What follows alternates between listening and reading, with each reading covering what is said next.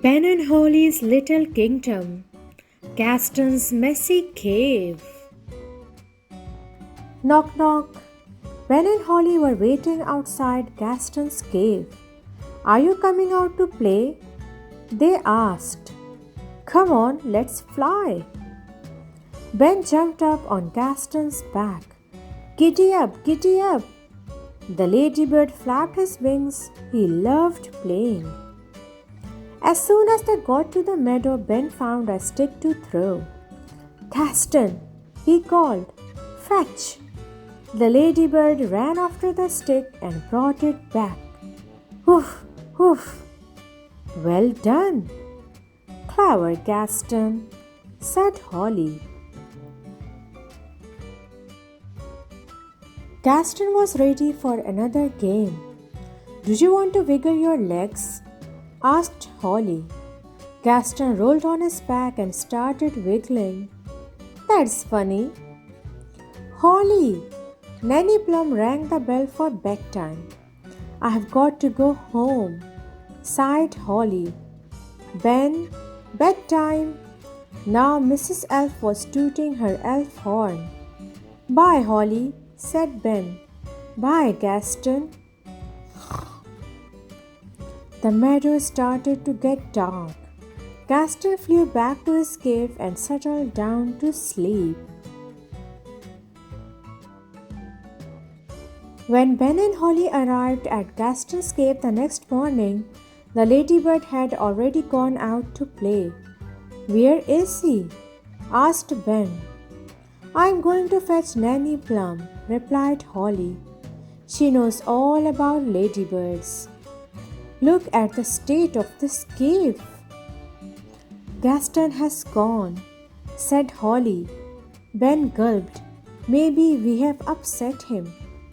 No one could be happy in this messy, smelly cave, decided Nanny Plum. We need to clean up before the ladybird returns. Nanny Plum waved her wand. Abracadee, abracadabra, she cried. Brushes, dusters, soap and mop. It was time to get to work.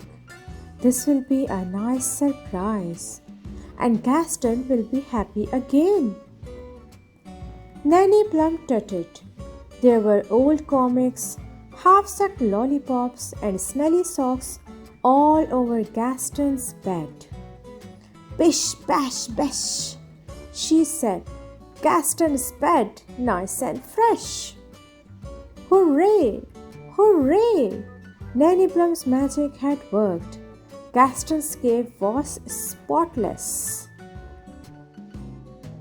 Just then Gaston arrives, but he doesn't look sad at all. Ben and Holly tell him they are sorry for rolling him over and riding on his back. But Gaston says he isn't sad. Just then Gaston sees his new shiny clean cave and bursts into tears. Sob, sob. Oh dear, now Gaston is sad. Woof, woof. He said he loved his home just as it was. Translates Nanny Plum. All messy and smelly. We are sorry, Gaston, cries Princess Holly. We thought you needed cheering up. Don't worry, says Ben. We will make your cave just the way you like it. You are very good at making things messy, giggles Holly. Ben and Holly start adding cobwebs to the walls and making the cave as messy and smelly as they can. Nanny Plum uses a spell on Gaston's bed. Zip, zap, zessy, Gaston's cave, nice and messy. Gaston is so happy he jumps into his marvelously messy bed.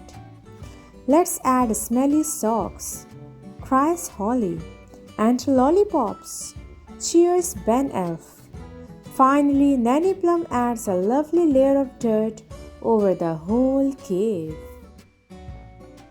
Well done, everybody, smiles Nanny Plum. It smells just as bad as it did before. Hooray! Cheer Ben and Holly together. Hoof hoof, barks Gaston happily. If you ever want us to make your cave untidy again, Gaston, cries Holly, don't be afraid to ask. Yes, adds Ben, that's what friends are for.